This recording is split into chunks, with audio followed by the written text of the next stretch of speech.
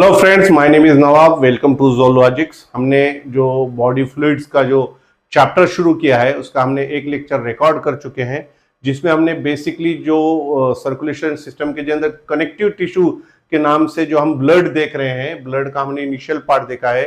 Blood में plasma और form elements होते हैं, तो प्लाज्मा वाला जो हिस्सा था वो हमने देख लिया है। So we have seen the initial part of the chapter, that is plasma, and we have seen the components of plasma, various proteins available in plasma. Today we are going to see the second part of it, that is form element. So let's start with the topic itself. We are talking about body fluids,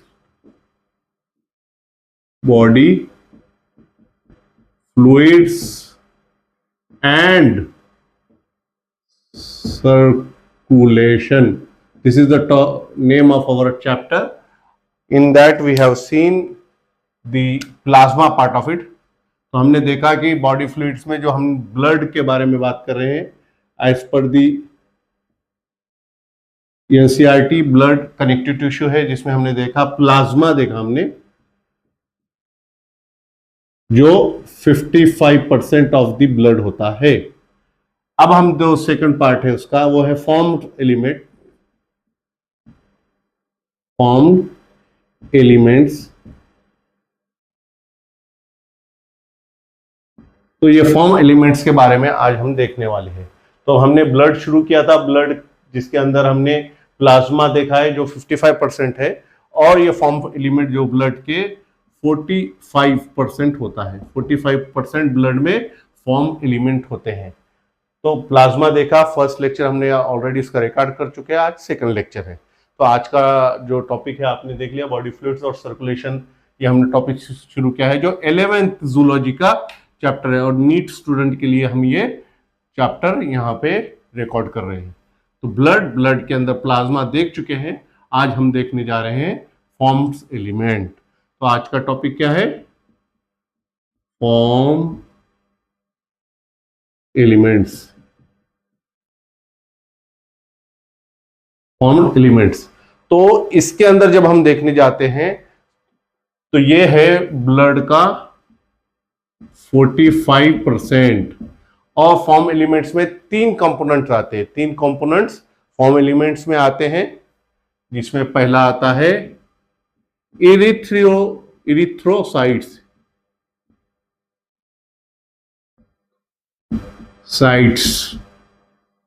जिसे हम RBC कहते हैं, red blood sales. और दूसरा आता है leukocytes,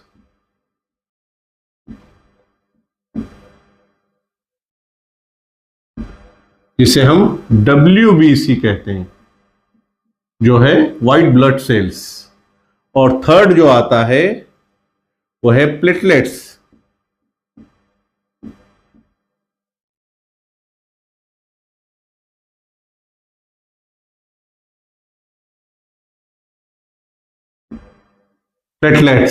जिसको thrombocytes भी कहते हैं।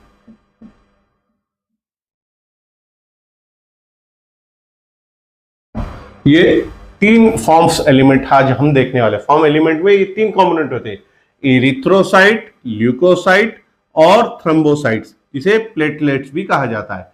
अब हम 1 बाय 1 ये हर एक के बारे में देखेंगे। तो हमने देखा फॉर्म एलिमेंट में एक है आरबीसी, दूसरा डब्ल्यूबीसी, और थर्ड है प्लेटलेट्स। ठीक है, आरबीसी, आप में से बहुत लोग आरबीसी नहीं सुनेंगे, लेकिन आरसीबी सुना होगा। हाँ, आईपीएल देखने वाले बहुत से बच्चे हैं हमारे पास। तो हम आरसीबी के बारे में बात नहीं कर रहे, हम आरबीसी के बारे में बात कर रहे हैं। आरबीसी मतलब रेड ब्लड सेल्स। तो नाम से ही पता चलता है ये रेड ब्लड सेल्स है, और इनको इरिथ्रोसाइट्स कहा जाता है। तो सबसे पहले आरबीसी के बारे में आज हम देखते हैं। आरबीसी, रेड ब्लड सेल्स, जिसे इरिथ्रोसाइट भी कहा जाता है।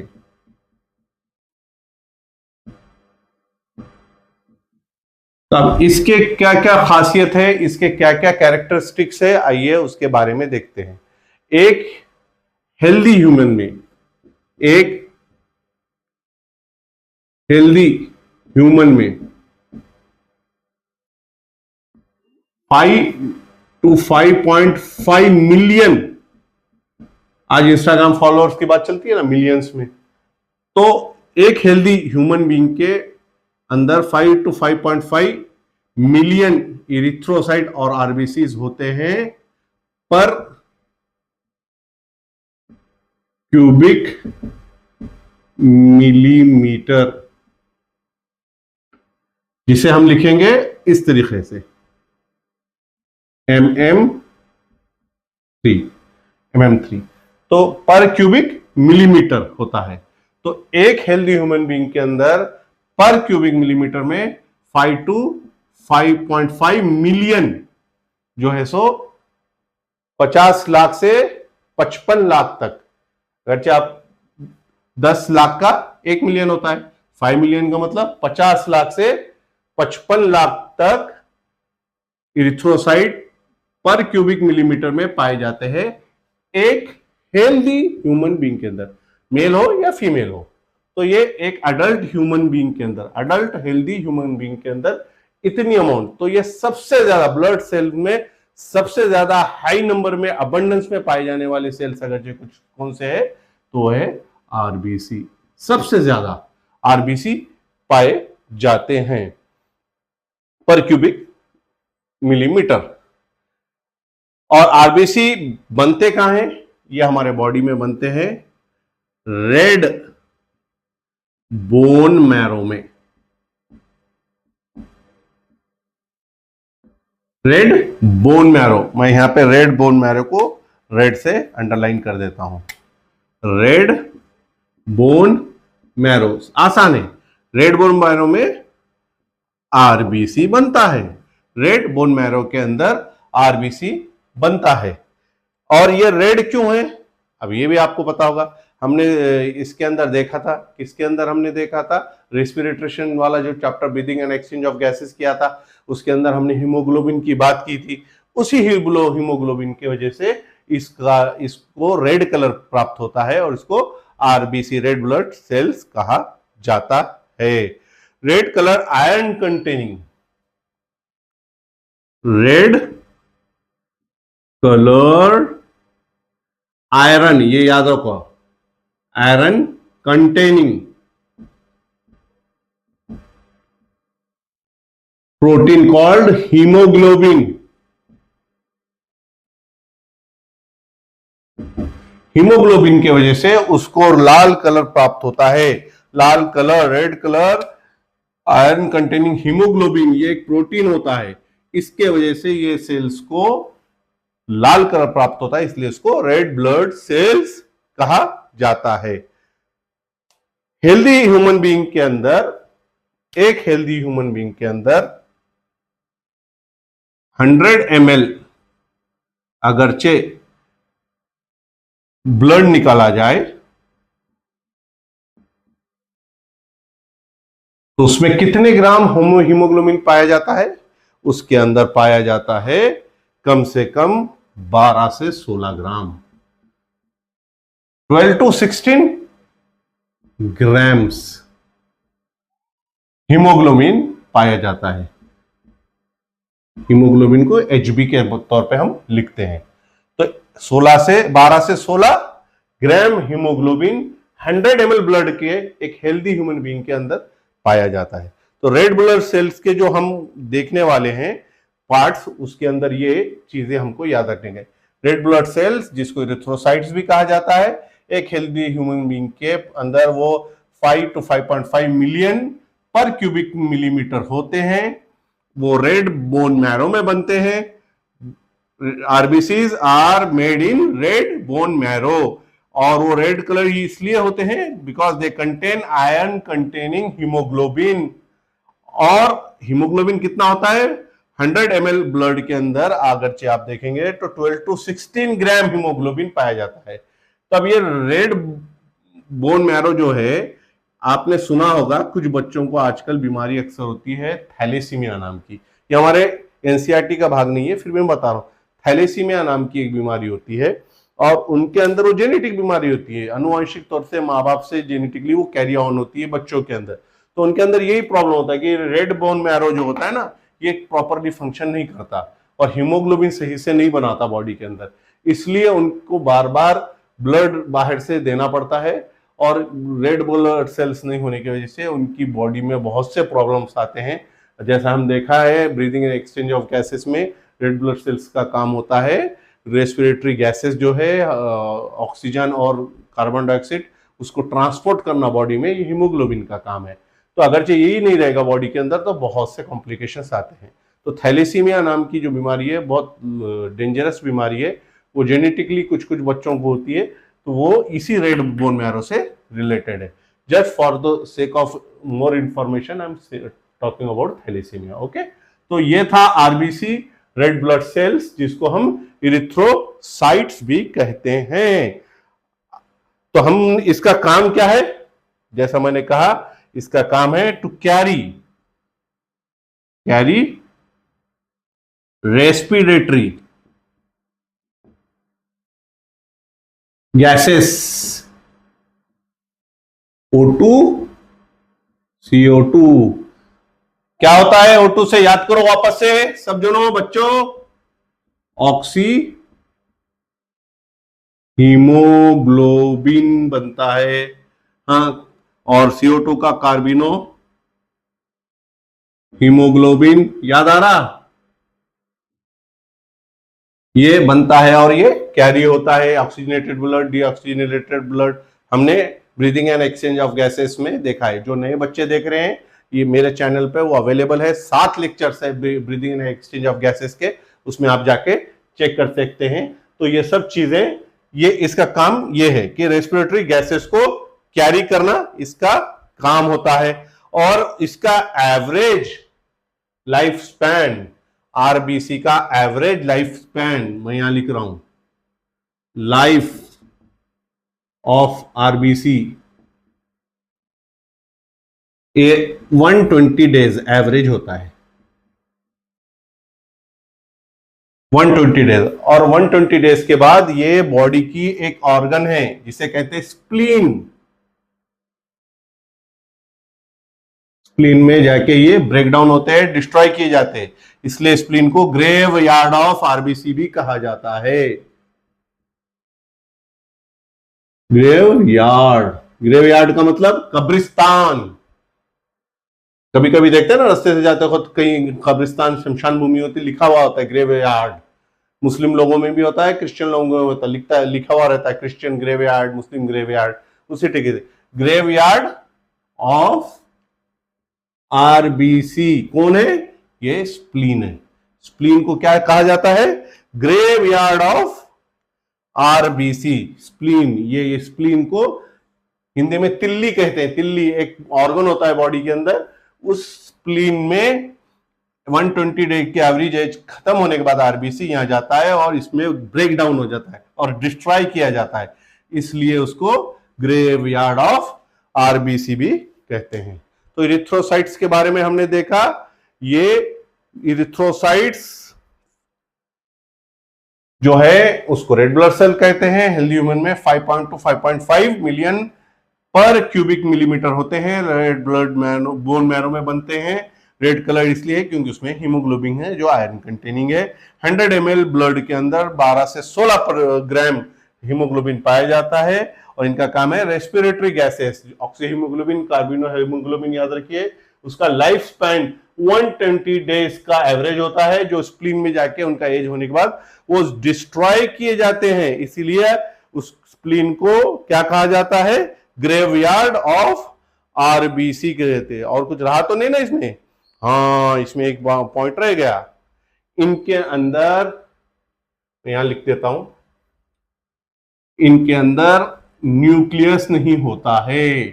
ये सेल्स कैसे होते हैं, RBC are devoid of nucleus. हम जब सेल वाला चैप्टर पढ़ेंगे ना, न्यूक्लियस केंद्र, हमने स्कूल में भी पढ़ा होगा। न्यूक्लियस होता है, एक सेल होती है, सेल के अंदर एक न्यूक्लियस होता है, वहां से पूरी सेल के फंक्शंस कवर होते हैं। तो लेकिन आरबीसी के अंदर डिवाइड, ये वर्ड आया हुआ है, डिवाइड ऑफ न्यूक्लियस मतलब एब्सेंट होता है न्यूक्लियस, इसमें एब्सेंट नहीं होता है, न्यूक्लियस नहीं होता है। और ये बाय कॉन्केव इन शेप होते हैं। कैसे होते हैं? Biconcave shape. Biconcave मतलब हमने एक गोल, हमने कंचे खेले हैं बचपन में, कंचों को दोनों तरफ से पकड़ के थोड़ा सा दबा दिया जाए तो जो साइज बचती है दोनों तरफ से, वो अंदर से ऐसा कॉन्केव शेप होता है। बाय कॉन्केव शेप आरबीसी का होता है। तो ये भी एक पॉइंट उसमें बहुत ज्यादा इंपॉर्टेंट है। और ये जो डिवाइड ऑफ न्यूक्लियस एब्सेंट जो है बाय कॉन्केव शेप, ये किस में होता है? मोस्ट ऑफ द मैमल्स में। किसमें? मैमल्स। मैमल्स ऐसे एनिमल जिनको मेमोरी ग्लैंड्स होते हैं, जिन एनिमल्स के अंदर मेमोरी ग्लैंड्स होते हैं उनको मैमल्स कहता है। तो मोस्ट ऑफ द मैमल्स के अंदर जो आरबीसी होते हैं उनके अंदर न्यूक्लियस नहीं होता है, divide of nucleus, nucleus absent होता है और बाय कॉन्केव शेप के वो होते हैं। तो ये भी एक इंपॉर्टेंट पॉइंट था उसमें का, जो रह गया था, तो मैंने यहाँ पे कवर कर दिया है। और ये जब आपने देखा कि 1 क्यूबिक मिलीमीटर में 5 to 5 मिलियन है, तो ये मोस्ट अबंडेंट, ब्लड में सबसे ज्यादा क्या होता है? तो रेड ब्लड सेल होते हैं, इसीलिए ब्लड का कलर लाल होता है। इसीलिए ब्लड का कलर, जो सबसे ज्यादा सेल्स है वही रेड सेल्स है, सबसे ज्यादा है इसलिए ब्लड है सबसे ज्यादा। Most abundant in blood cell में सबसे ज्यादा आरबीसी होते हैं, इसीलिए ब्लड का कलर भी रेड होता है। तो ये हमने देखा एरिथ्रोसाइट के बारे में। एरिथ्रोसाइट का दूसरा नाम आरबीसी रेड ब्लड सेल्स है। RBC red blood sales, mammals के अंदर के जो आरबीसी है मोस्टली वो उसके अंदर न्यूक्लियस नहीं होता है, न्यूक्लियस नहीं होता है, डिवाइड ऑफ न्यूक्लियस। उसके अलावा उसके अंदर और क्या होता है? उसके अंदर आयरन कंटेनिंग हीमोग्लोबिन होता है। हीमोग्लोबिन के वजह से ही उसको रेड कलर प्राप्त होता है। और red blood sales, where body manufactures red blood cells? In red bone marrow, red bone marrow, thalassaemia, याद रखिए। तो रेड ब्लड बोन मैरो में रेड ब्लड सेल्स बनते हैं। इनका काम क्या है? इनका काम है बॉडी के अंदर रेस्पिरेटरी गैसेस कैरी करना। कौन से रेस्पिरेटरी गैसेस? ऑक्सीजन और carbon dioxide. Oxygen, oxy haemoglobin, याद है ना? हाँ, तो वही सब चीजें आपका याद रखने की है यहाँ पे। और हीमोग्लोबिन कितना होता है? 100 ml ब्लड अगर से निकाला जाए तो उसके अंदर, एक हेल्दी ह्यूमन बीइंग के अंदर 12 से 16 ग्राम हीमोग्लोबिन पाया जाता है। और लाइफ स्पैन कितनी है आरबीसी की? Average 120 days. After completing their life span they go to the spleen and get destroyed। वहां पे वो डिस्ट्रॉय किए जाते हैं स्प्लीन में। स्प्लीन एक बॉडी का पार्ट है, ऑर्गन है, जिसे हम हिंदी में तिल्ली कहते हैं। और इसीलिए उसको ग्रेवयार्ड ऑफ स्प्लीन, क्योंकि वहां पे उनका खात्मा होता है, वहां पे वो डिस्ट्रॉय किए जाते हैं, इसलिए उसे ग्रेवयार्ड ऑफ आरबीसी भी कहा जाता है। तो in a nutshell I have once again revised the complete RBC, that is erythrocyte, while rubbing the board। तो याद रखिए। तो ये है। अब सेकंड पार्ट है, वो है ल्यूकोसाइट्स, मतलब WBC, ल्यूकोसाइट्स। फॉर्म एलिमेंट देख रहे हैं हम, प्लाज्मा लास्ट देख लिया, तो अभी इसमें देख रहे हैं फॉर्म एलिमेंट जो 45% है ब्लड का, उसमें आरबीसी देख लिया हमने। अब देख रहे हैं WBC। WBC मतलब white blood cells. WBC, white blood cells, जिसको ल्यूकोसाइट भी कहा जाता है। ल्यूकोसाइट भी कहा जाता है, व्हाइट ब्लड सेल्स। अब हम व्हाइट ब्लड सेल्स के बारे में देखेंगे। और ल्यूकोसाइट्स को व्हाइट ब्लड सेल क्यों कहते हैं? क्योंकि इसके अंदर हीमोग्लोबिन नहीं होता है, आयरन कंटेनिंग हीमोग्लोबिन नहीं होता है, इसीलिए इसे white blood sales absent. HB नहीं होता है, नो एचबी, नो एचबी, इसलिए व्हाइट ब्लड सेल्स इसे कहा जाता है। हाँ, और इसके अंदर क्या होता है? न्यूक्लियस होता है, उसमें न्यूक्लियस एब्सेंट था। दे हैव न्यूक्लियस, न्यूक्लियस होता है इसमें, दे हैव न्यूक्लियस, न्यूक्लियस इसमें होता है। और ये बहुत कम होते हैं आरबीसी के मुकाबले में। As per the RBC they are much lesser than RBC. Much lesser मतलब कितने? तो 6,000 6,000 to 8,000 क्यूबिक मिलीमीटर, इतना इनका संख्या होती है। 6,000 ओनली 6, वो मिलियंस में है, 50 लाख 55 लाख, ये कितने हैं? सिर्फ 6,000 to 8,000। कितने जगह में? मिलीमीटर पर क्यूबिक मिलीमीटर, पर क्यूबिक मिलीमीटर में वहां पे 50 लाख से 55 लाख, और यहां पे सिर्फ 6,000 से 8,000। तो they are much lesser than the RBC, that is white blood cells. White blood cell leukocytes कहा जाता है, आरबीसी से बहुत ज्यादा कम ब्लड में ये होते हैं, और इनकी लाइफ स्पैन बहुत कम। अब कितनी कम? ये हमारे आरबीसी का एनसीईआरटी का हिस्सा नहीं है, सॉरी एनसीईआरटी का हिस्सा नहीं है, हमारे पास दिया भी नहीं है हमारे सिलेबस में। मेरे को डिटेल्स में जाना नहीं है, वरना आपके लिए और ज्यादा लेंदी हो जाएगा, उतना डिटेलिंग में जाने की जरूरत नहीं है। हद से ज्यादा डिटेलिंग में जाएंगे तो इसमें बहुत है, ये एवर एंडिंग सब्जेक्ट है। जितना आप जाएंगे उतना नए नए रिसर्च आ रहे, नई नई इंफॉर्मेशन अवेलेबल है, मुझे भी मालूम है, लेकिन हमारे सिलेबस का हिस्सा नहीं है, इसलिए मैं आपको ओवरलोड ऑफ इंफॉर्मेशन नहीं करना चाहता। इसीलिए इनको इसके बारे में इतना ही लिखा है हमारे पास, कितना? शॉर्ट लिव्ड, कम जीते हैं, इतना याद रखिए। शॉर्ट लिव्ड, इतना ही हमारे पास कहा गया है। तो ये बात आपको याद रखनी है। ये व्हाइट ब्लड सेल्स है, ल्यूकोसाइट्स कहा जाता है, उनमें न्यूक्लियस होता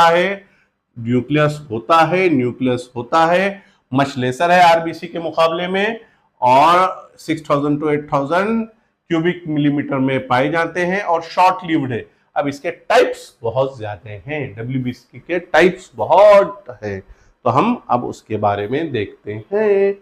तो लेट्स गो इसके टाइप्स देखते हैं हम।